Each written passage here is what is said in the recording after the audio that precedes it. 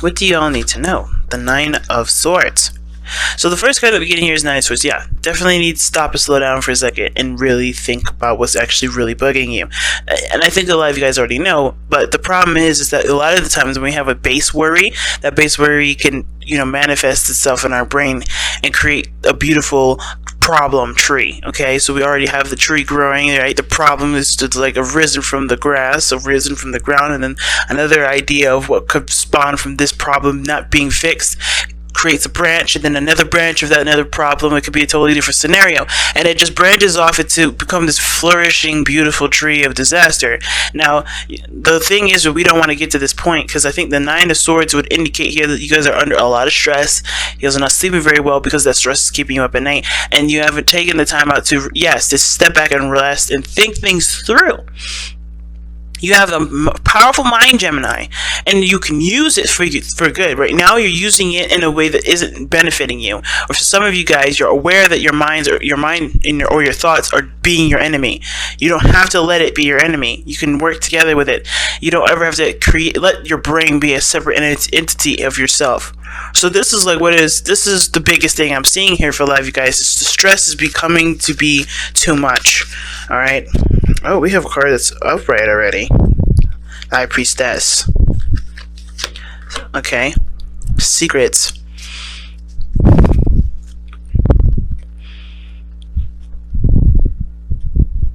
Something tells me that you guys already know the answer to what will fix your problem here with the Nine of Swords. And it may have to do with being patient and not actually doing anything, which is the hardest part. That's what stresses you out. There's actually no action that's needed to be taken. And because there is nothing to do, it makes you worry. Because you're not in a situation or in a position to actually move or to do something that would cause some things. What's stressing Gemini out? Can we get something to understand what's stressing Gemini out? What is stressing Gemini out completely? What is stressing Gemini out? The King of Wands. Well, very blatantly, the King of Wands is stressing y'all out. You have the Aries, Leo, Sagittarius card, or mainly Leo. Somebody that's very proud. Somebody that's very, confident in themselves, very passionate. This person is stressing you out. This person right here is stressing you out. Now, this could be just nobody in your life at all. This could be your confidence and, your desire to travel, your desire to explore and be yourself, to do something fun and have something going for you in your life. Because there's stagnancy that says something here, right? The Four of Swords talks about taking a break, not doing anything, resting, reflecting, and then the Nine of Swords. Some of you guys, here's the situation. Either you guys need the time to take a break, take a moment to recognize that something's, either recognize something's bugging you, or take a moment to just kind of, break away from what's bugging you. Stop taking so much action, stop doing so much, being such an active individual, and just rest, right? Just purely just rest. Now, and then the other end is that some of you guys have been resting, have been taking some time out, and it's bugging you that you don't know what to do to get your energy up, to go out and do something that's inspirational and motivates you to continue to push on. Right? So some of you guys are having a hard time or struggling to be motivated to do something. Okay? Now, at the same time, this could be a totally different individual. This could be someone that you're dating. And like I said, a Leo, Sagittarius, or an Aries. This can also just indicate that this is someone around you that has the characteristics of the King of Wands. Very passionate, very energetic. They're always doing something. The life of the party. They're full of energy. They can be very aggressive, and they can also be, very demanding. They may want their freedom, but the thing is, it's like this person is very self-absorbed, right? So, there may be some issues with this individual in regards to how they perceive themselves and how they perceive you, how they are considerate in the relationship or not. Now, the King of Wands is never inconsiderate to the people around him. He knows how to take care of himself and make sure his needs are there first, while not necessarily compromising or doing something terrible to someone else. He's not a horrible king. He's just very focused on the self, but he doesn't focus on the self that would inconvenience anybody, that would, that would show unkindness to anyone else's and anyone else's experience. He doesn't want to affect other people's experiences directly. It's not that he wants to just destroy your life or do something in your life. If he wants to spend time with you, that's great. He knows that it'll affect your experience, but none in which there's malice behind. But let's go ahead and take a look as to why the King of Wands is exactly causing you this much stress. One more card for it. The King of Swords. Damn. You got the King of Swords and the King of Wands in this reading. So King of Swords, the King of Wands. The reason why the King of Wands is giving you a headache is because of the King of Swords. Now, the King of Swords could be you too, Gemini. It could be you, or Aquarius, or a Libra. But the thing is that maybe this person has gotten cold. This person is not active anymore. This person is not taking action. Maybe this person has kind of resided a little bit to kind of become very defensive and very argumentative and very aggressive. I already said aggressive twice. It could be that this person is not really making a lot of sense. Okay? Because I think how this works is that this person may have a lot of energy, a lot of fire, a lot of passion, but they don't really commute. It doesn't really make sense to the King of Swords here. Okay? Some of you guys, especially those of you that are in the same-sex relationships here, this is going to indicate here that you guys are having a dynamic of logic and an emotion, right? Logic and just being. Someone's thinking too far ahead, someone's thinking too much, while the other one is not thinking enough. All right? The King of Wands would not be thinking. He's just like, okay, this is what I want, I'm going to go for it. This is what I believe in, I'm going to walk in my truth. Not just talk about it and discuss it and hash it out, and he's going to walk the talk. The King of Wands walks the talk. The King of Swords, he walks the talk too, in a sense, but he'll always have that debate. He'll always communicate. He'll always think it through. But the thing is, the King of Swords is also very stubborn. He already knows his truth. He already knows what he wants. He already knows what he's going for. And I feel like the King of Wands and the King of Swords can powwow together pretty well. But when it comes to rational understanding, these two are starkly different. So, definitely a fire sign and an air sign energy, or just like the comprehending one another's understanding of things. Somebody doesn't make sense in this situation, or somebody is seeming like they don't make a lot of sense, but they're truly just following their heart. They're going by what feels right versus what is right. What feels right to them versus what is legitimately right. What moral code is up. Okay. Why is this? What is this? What is this? How is this affecting the love life specifically?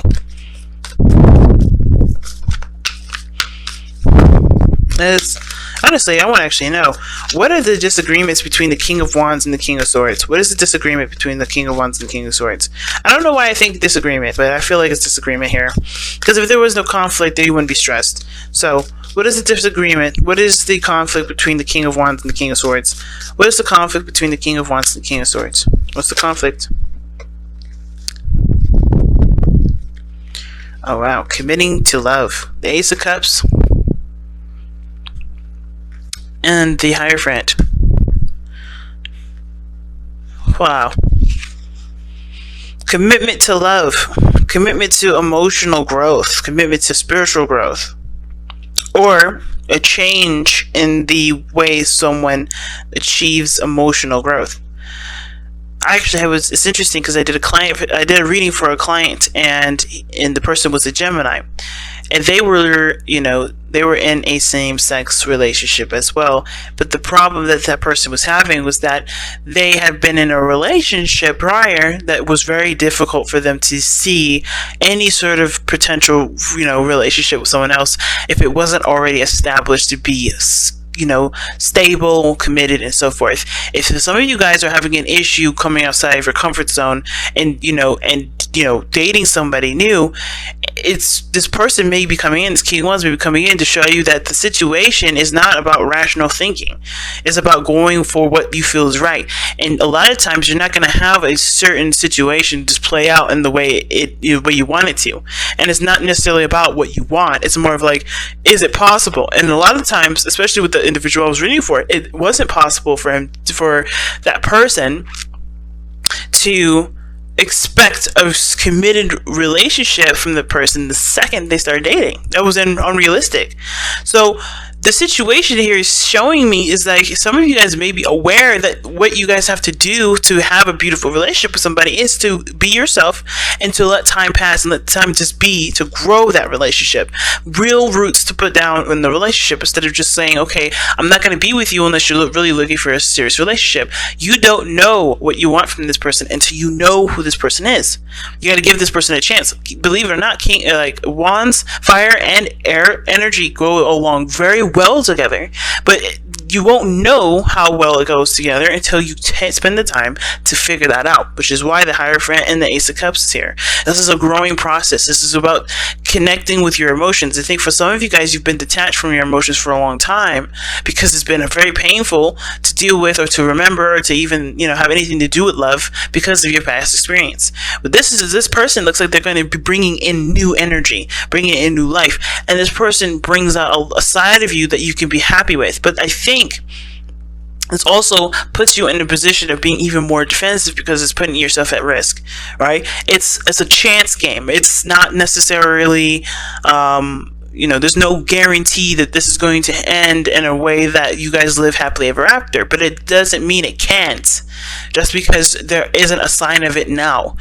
It takes growth, it takes time, it takes patience for it to grow out. And I see this in this relationship, I see this reading. You have to be yourself. You have to look and see who you are through this person. And you have to understand and see who this person is for you in this relationship before you can decide, is this the path that I want to go down? Is this person someone I want to live with for the rest of my life? Is this someone I want to marry? Is this someone I want to have kids with? Is this someone I want to live the rest of my life with? Period.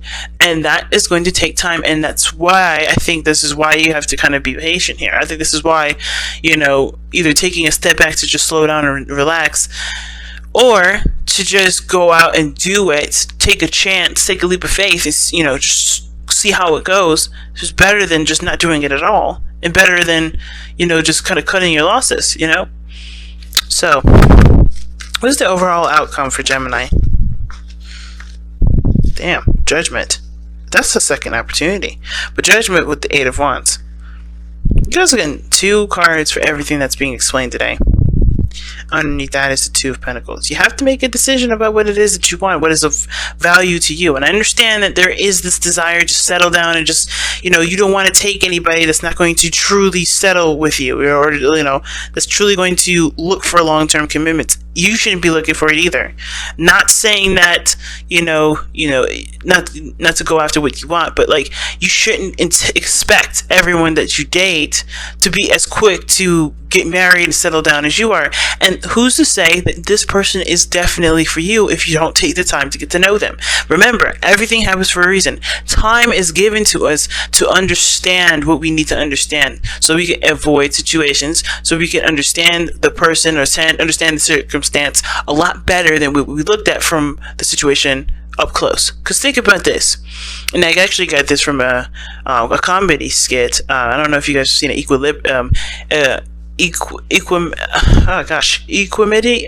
I think it is. I can't remember. It's one of Dave Chappelle's newer stand-ups, and he was talking about in the very end how the situation when something first happens, we're all close up to the elephant, right? The elephant's skin, right? You can't see that this is that skin is actually to an elephant. You just know that that's gray and it's scaly or it's wrinkly and it looks weird, right? But it takes time for the situation to back itself out so you can see the whole picture, right? This is the same situation. You don't know everything when you first start out, and it's hard to kind of accept that because it's also requiring you to just trust the situation and see how it goes from there. But this is one of those situations where you just have to see the situation is way too close up to your face right now to identify if it's an elephant or if it's a rhino, right? You don't know, because they have the same kind of skin, right? But you don't know what kind of situation this is until time is given to it for you to be able to step back and see the whole picture, see everything from what it is, and see how it plays out in your world.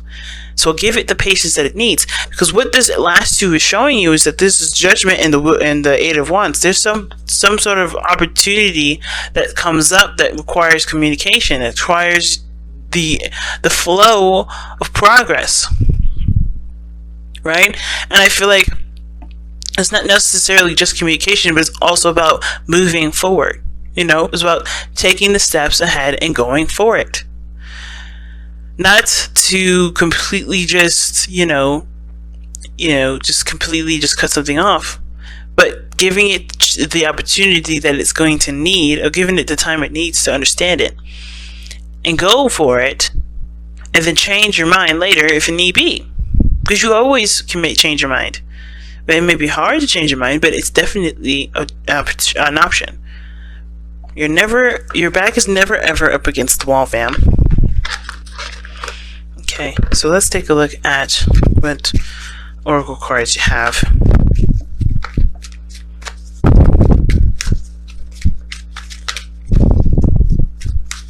Alright, so what does Gemini need to hear from Messenger Oracle? What does Gemini need to hear from Messenger Oracle? What does Gemini need to hear from the Messenger Oracle? What does Gemini need to hear from the Messenger Oracle? What does Gemini need to hear from the Messenger Oracle? Heed the messengers. And that totally talks about not ignoring the signs. And that doesn't mean that, hey, if this person is a bad influence, run away. It's more of like, hey, if this person, it makes you happy, and you're just listening to the fears that are ringing around in your mind because of everything you've experienced, do you want them to win and keep you from being happy? Or do you want to try, see if this is exactly something that you've always wanted? And I'm feeling like pulling you guys to surrender the Power of Surrender card, because I'm addicted to these cards. And that was probably like the third week in a row I've used these, but this is one of my favorite cards ever. Okay, it's best cards ever. But yeah, heed the messenger. Don't ignore the signs. Don't ignore the messages just because it's too frightening to see what could happen, what could go wrong. It's always easy to think about what could go wrong, but it's always hard to stay optimistic and see the other side. Right? Realistically, you can always be prepared for the worst, but why not also expect the best? Alright, you guys also have surrender your attachments to results. See what I'm saying? Guys, the formula for success is to do all you can to make things happen, then let go of the results. Holding on too tight to a desired outcome can sabotage it. Like I said, you have got to give it time. You have got to give it space. You have to give yourself time and space to figure out if this is exactly what you want. Looking for something from the very beginning will stress you out, and also leave you to be very unhappy because you're not looking for something that can be given to you in the second's notice. It can't be given to you in seconds notice. It has to take time. It has to grow. You have to overcome the challenges and the struggles. You have to understand the dynamic between you and a different person. And I feel like the person that's the end of your life right here is not doing anything to be malicious or hurtful, but they're doing what's best for them, and you have to do what's best for you and not think about what could come of this relationship and just focus on what you want right now. What you want to feel right now. Do you want to feel love? Because love can come and love is here. If you want a commitment, why don't you just sign a contract with somebody and work with them, right? If it's a commitment that you want, there's other ways to do it than being in a relationship that requires you to feel. Because a relationship cannot be blossomed from looking for something straight up from being a commitment. You have to look from it in a hard place, being able to receive and give love. And if you can't give it, that sort of commitment may not be the kind of commitment that you should look for. because that one is requiring you to be emotionally open and to focus solely on love and not with the destination, because love doesn't take you places. Love is emotions. Okay, it's hard, y'all. I understand, considering that you guys have obviously every reason to be worried and stressed out, and to be even hesitant when it comes to future relationships, considering maybe the past one didn't work out. But you have to trust. If you want anything to grow in your favor at all, you have to trust.